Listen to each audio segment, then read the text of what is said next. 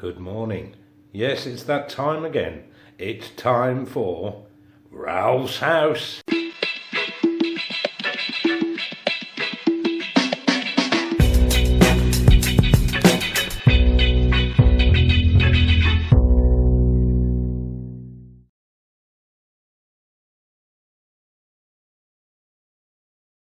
Well, today's job is chasing in cables, and for that I need the angle grinder with my brick cutting disc. It does make a lot of mess, unfortunately, but it's the quickest, fastest way of doing it. Bit difficult to know the layout of this room, so it's a bit of guesswork, but as my lad's got a computer, I want to make sure he's got plenty of sockets. So right, we'll get the angle grinder and we'll do some measurements.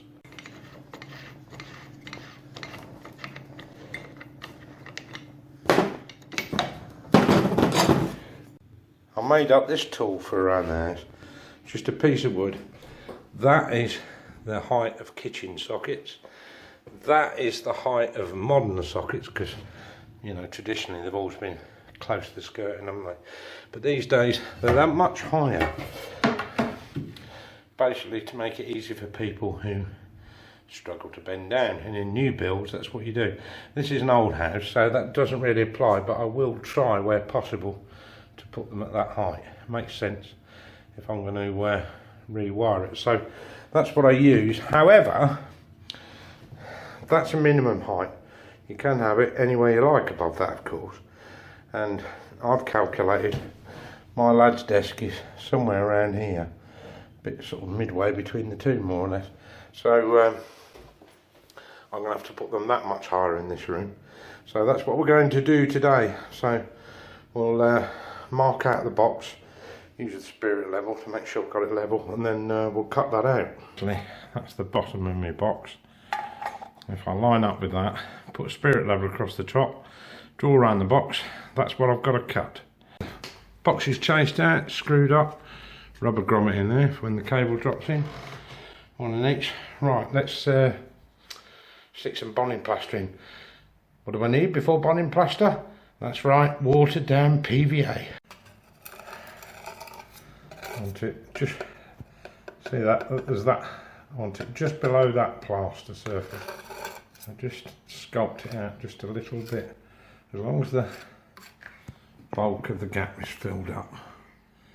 Because you come along afterwards with a smooth plaster. Same on this one. Done this one as well.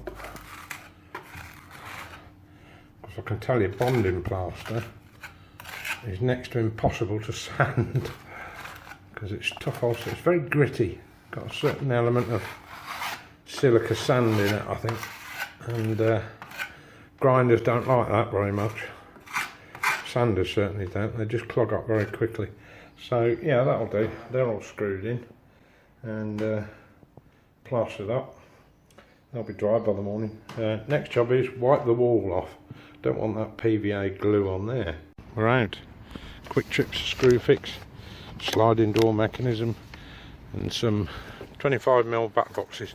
I've got, I think it's 35mm, and it's too much crows, too much hard work chiseling into the wall that deep. Don't think I can get away with 25mm, so I've got a pack of 10 of those. Right, back to the house. So yeah, those two sockets are in. If I can get the other two in, I can run the cables around tomorrow. I can then use conduit, then I can plaster those in, they can go off, and this room can be completely painted out then, or at least ready for painting. I think his plan is to put his bed here, like this, across the room. He can put his desks and stuff like that over there. That's why these sockets are at the height they are, because the desk will come just under those. And then I'll fix this concertina wall light on there. Yeah, so I don't really want to waste any time, so I'll get these other two sockets, well, at least cut with the angle grinder, so I can get the dust over and done with. Right, having chased those out and waiting for the dust is still going out the window. I shall leave them till tomorrow, because I've only got to chop them out with the chisel now.